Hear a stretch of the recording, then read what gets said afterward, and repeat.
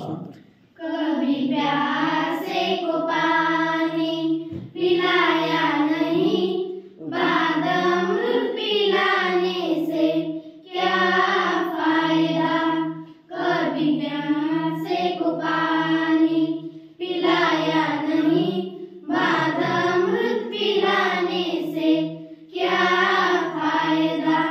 कभी गिरते हुए को उठाया नहीं, बाद आंसू बहाने से क्या फायदा।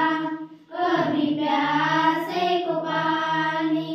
मैं मंदिर गया, पूजा अर्चन किया, पूजा करते हुए एक ख्याल आ गया।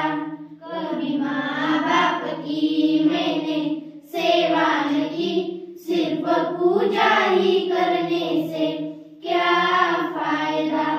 कभी प्यासे को पानी पिलाया नहीं, बाद अमृत पिलाने से क्या फायदा।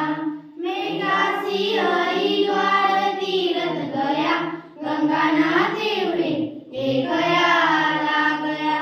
तन को धोया मगर मन को धोया नहीं, सिर्फ गंगा नहाने से क्या फायदा। कभी प्यासे को पानी पिलाया नहीं, बाद अमृत पिलाने से क्या फायदा। मैंने जब तप किया और दान किया, दान कर